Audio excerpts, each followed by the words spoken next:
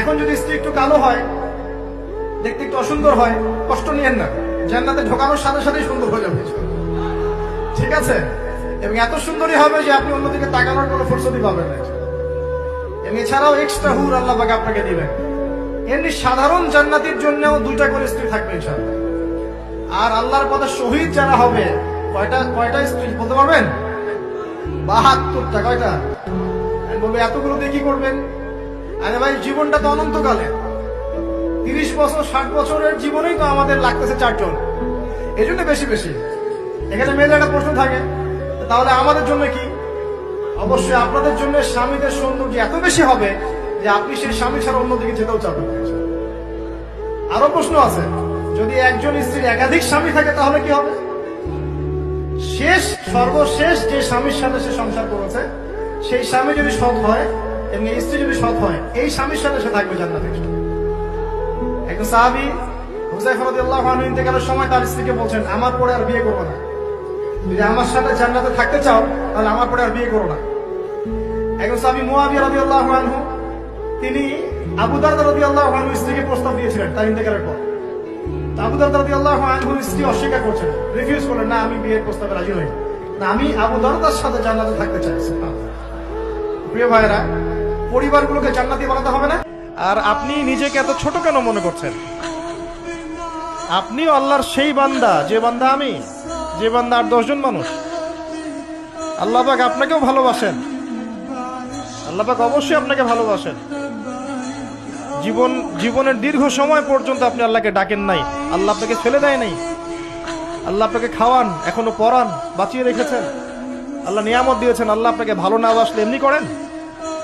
আল্লাহ পাক অপেক্ষা করছেন কবে খালি আপনি আসবেন আল্লাহর কাছে, এসে বলবেন আস্তাগফিরুল্লাহ ওয়া আতুবু ইলাইহি। আল্লাহ পাক অপেক্ষা করে বসে আছেন আপনার জন্য। আপনি কোথায় যাচ্ছেন? ফাআইনা তাযহাবুন।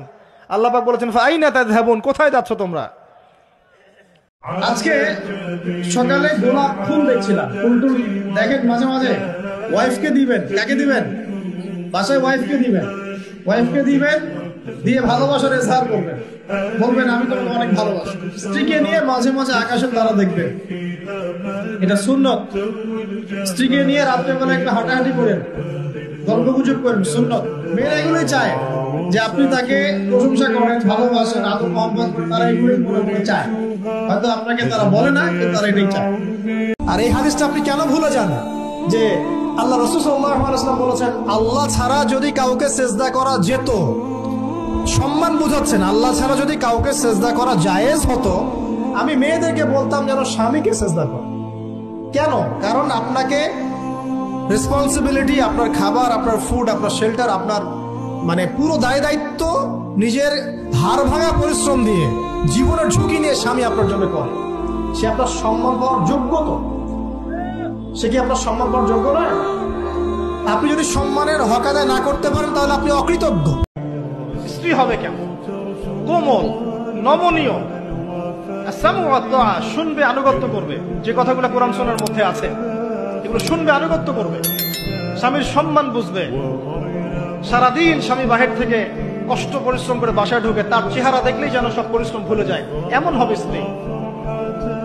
ঘরে ঢুকেই খাটাস খুটুস, কথা নাই বার্তা নাই, ঝগড়াঝাটি, হ্যাঁ খাওয়া রেডি করা, যাও খেয়ে নাও। আপনারা কি মনে করেছেন? নবী করিম সাল্লাল্লাহু আলাইহি ওয়াসাল্লাম বলেছেন, আল্লাহর পরে যদি আমি কাউকে সিজদা করার আদেশ করতাম, আমি মেয়েদেরকে বলতাম তারা যেন স্বামীদেরকে সিজদা করে।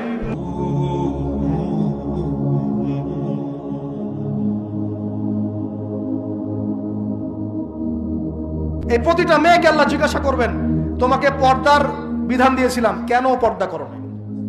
প্রত্যেক মুসলিমকে আল্লাহ জিজ্ঞাসা করবেন, 5 ওয়াক্ত নামাজ ফরজ করেছিলাম, নামাজ পড়ো নাই কেন? ঠিক মতো পড়েছো কিনা?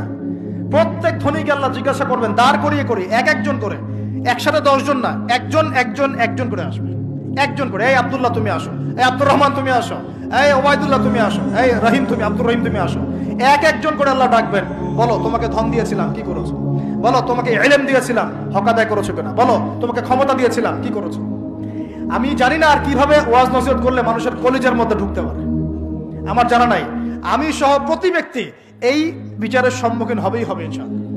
আল্লাহ পাক আমাদের সবার জন্য বিচারটা সহজ করুন এবং এই কথাগুলো বুঝে আল্লাহকে ভয় করার তৌফিক দান করুন। বয়স হয়ে গেছে 18, বিয়ে করে ফেলেন, ওইসব আইন টাইম বাদ, প্রয়োজনে জাল কাগজ রেডি করে রাখেন, বিয়ে করে ফেলেন, অথবা কালিমা পড়ায় বিয়ে করে ফেলেন, ঝামেলা শেষ। কেউ জানবেন আপনি বিয়ে, কিন্তু আল্লাহর আইনে আপনি জানবেন আপনি বিবাহিত। যদি আপনি আপনার মনের মতো দিনদার পবিত্র একজন মেয়ে পেয়ে যান, আর যদি সে সুন্দরীও হয় মাশাআল্লাহ, আর ভালো বংশের হয়, তাহলে সারাটা জীবন তাকে নিয়ে কাটিয়ে দেন, সারাটা জীবন তাকে নিয়ে কাটিয়ে দেন, আপনি হ্যাপি হবেন ইনশাআল্লাহ। ডানে বামে দেখার আর দরকার নাই। মনে রাখবেন, মেয়েরা বেশি বেশি জাহান্নামে যাবে। জাহান্নামে যাওয়ার কারণ কিন্তু এইটা, তারা কুফরি করে, স্বামীর কৃতজ্ঞতা স্বীকার করে না।